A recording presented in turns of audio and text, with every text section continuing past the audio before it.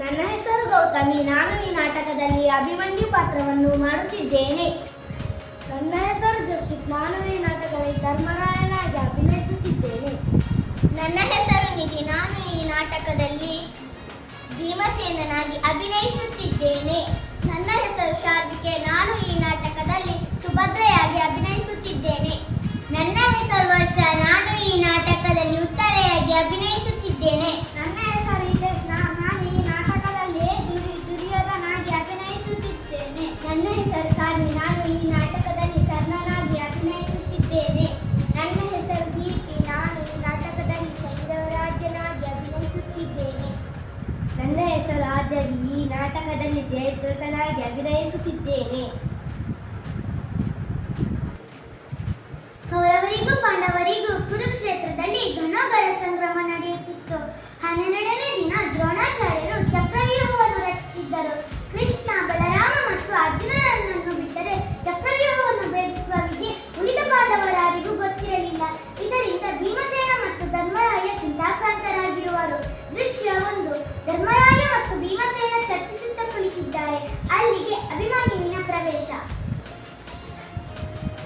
ದೊಡ್ಡಪ್ಪ, ನೀವೇಕೆ ಎಂದು ಬಹಳ ಚಿಂತಾಕ್ರಾಂತರಾಗಿರುವಿರಿ? ರಾಮಗೂ ಅಭಿಮನ್ಯು ಇದು ದ್ರೋಣಾಚಾರ್ಯರು ಯುದ್ಧ ಭೂಮಿಯಲ್ಲಿ ರಚಿಸಿದ ಚಕ್ರವ್ಯೂಹವನ್ನು ಭೇದಿಸುವ ವಿದ್ಯೆ ಇವ ತಂದೆಯವರಾದ ಅರ್ಜುನ, ಶ್ರೀಕೃಷ್ಣ ಹಾಗೂ ಬಲರಾಮನವರಿಗೆ ಮಾತ್ರ ಗೊತ್ತು.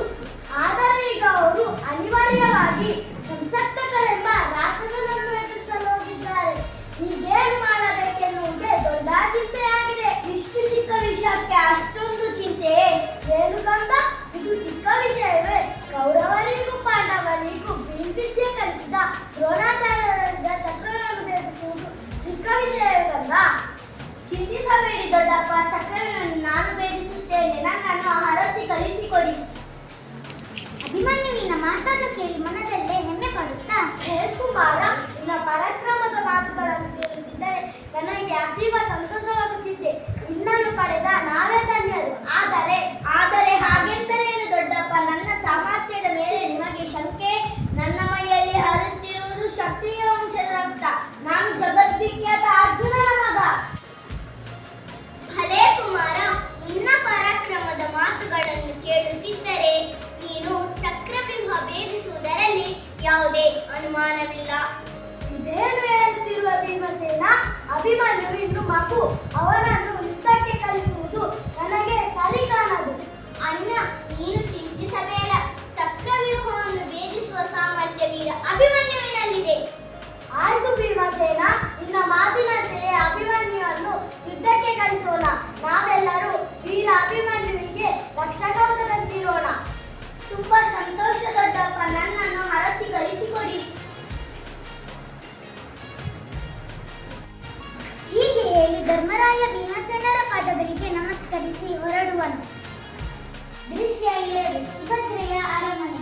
ಅಭಿಮನ್ಯು ತನ್ನ ತಾಯಿ ಸುಭದ್ರೆಯ ಪಾದಗಳಿಗೆ ಎರಗುವನು.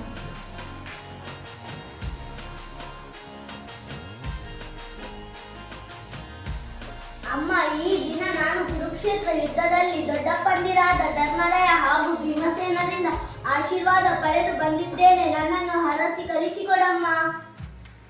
ಸುಭದ್ರೆ ದಿಗ್ಭ್ರಾಂತಳಾಗಿ, ಇದೇನು ಕಂದ, ನೀನು ಯುದ್ಧ ರಂಗಕ್ಕೆ ಹೋಗುವೆಯಾ? ಅಲ್ಲಿ ಚಕ್ರವ್ಯೂಹವನ್ನು ಭೇದಿಸುವೆಯಾ?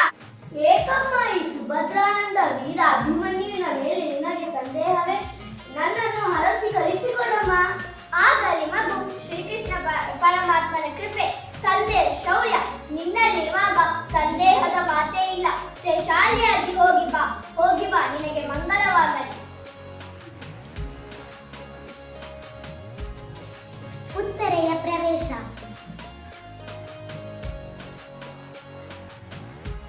ಬಾವುತರೆ, ನಿನ್ನ ವದನ ಇಂದು ಏಕೆ ಖಿನ್ನವಾಗಿ ಕಾಣುತ್ತಿದೆಯಲ್ಲ? ಪ್ರಾಣಕಾಂತ, ನೀವು ಯುದ್ಧರಂಗಕ್ಕೆ ಹೋಗುವ ವಿಷಯ ತಿಳಿಯಿತು. ಅದಕ್ಕಾಗಿಯೇ ಈ ರೀತಿಯ ಖಿನ್ನತೆ. ಚಿಂತಿಸಬೇಡ ಉತ್ತರೆ. ನಾನು ಈ ಯುದ್ಧದಲ್ಲಿ ಜಯಶಾಲಿಯಾಗಿ ಹಿಂದಿರುಗುತ್ತೇನೆ. ನನ್ನನ್ನು ನಗುಮುಖದಿಂದ ಕಲಿಸಿಕೊಡು. ಆಗಲಿ, ಜಯವೀರೋ ತನಕ ಭಯವೇಕೆ? ಯುದ್ಧ ಕ್ಷತ್ರಿಯರ ಧರ್ಮ. ಹೋಗಿ ಬನ್ನಿ, ಆ ಪರಮಾತ್ಮನಿಗೆ ಒಳಿತು ಮಾಡಲಿ.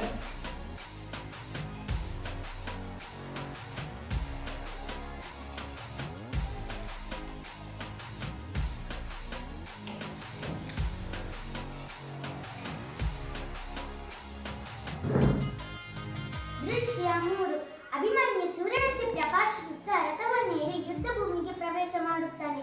ಸಾರಥಿಯನ್ನು ಕುರಿತು ಸುಮಿತ್ರ, ಆದಷ್ಟು ಬೇಗ ನನ್ನನ್ನು ದ್ರೋಣಾಚಾರ್ಯರು ರಚಿಸಿದ ಚಕ್ರವ್ಯೂಹದ ಕಡೆಗೆ ಕರೆದುಕೊಂಡು ಹೋಗು. ಭೀಮನೊಂದಿಗೆ ಪಾಂಡವರ ಸೈನ್ಯವು ಅಭಿಮನ್ಯುವನ್ನು ನೆರಳಿನಂತೆ ಹಿಂಬಾಲಿಸುತ್ತಾ ಬರುತ್ತಿದೆ. ಬನ್ನಿರಿ ಬನ್ನಿರಿ, ಒಬ್ಬೊಬ್ಬರಾಗಿ ಬನ್ನಿರಿ. ನಿಮ್ಮನ್ನೆಲ್ಲ ತರಗೆಲೆಗಳಂತೆ ತೂರಿ ಯಮಪುರಕ್ಕೆ ಕಳಿಸುತ್ತೇನೆ. ದ್ರೋಣ, ಕರ್ಣ ಹಾಗೂ ಇತರ ಕೌರವರು ಸೇರಿ ಅಭಿಮನ್ಯುವಿನ ವೀರವೇಷವನ್ನು ನೋಡಿ ಆತನನ್ನು ಮುಗಿಸಲು ತಂತ್ರವನ್ನು ಹೂಡುವರು. ವೀರಾವೇಶದಿಂದ ಹೋರಾಡುತ್ತಿರುವಾಗ ಕೌರವರು ಹಿಂದಿನಿಂದ ಬಂದು ಅಭಿಮನ್ಯುವಿನ ಕೈಗಳನ್ನು ಕತ್ತರಿಸುವರು. ಯಾರು ರಣ ಹೇಳಿದರೆ ತಾಯಿಯ ಹಾಲಿಂದ ಯಾವ ಶಕ್ತಿಯ ಈ ಕೆಲಸ ಮಾಡಲಾರ. ವೀರಾವೇಶದಿಂದ ಹೋರಾಡಿ ಸತ್ತು ಸ್ವರ್ಗ ಸೇರುವ ಮೊದಲು ನರಕದ ದಾರಿ ಹಿಡಿಯುತ್ತೀರಿ. ನಿಮಗೆ ಧಿಕ್ಕಾರವಿರಲಿ, ನಿಮಗೆ ಧಿಕ್ಕಾರವಿರಲಿ. ಸಣ್ಣವರಾದ ಬಿಡಬೇಡ ಒಡೆ ಕರ್ಣ, ಜಯದ್ರಥ, ನೀವೆಲ್ಲರೂ ಅವನ ಮೇಲೆ ಒಟ್ಟಾಗಿ ಬೀಳಿರಿ. ಅಭಿಮನ್ಯು ರಥದ ಚಕ್ರವನ್ನು ಕೈಯಲ್ಲಿ ತಿರುಗಿಸಿ ವೀರಾವೇಶದಿಂದ ಹೋರಾಡಿ ವೀರ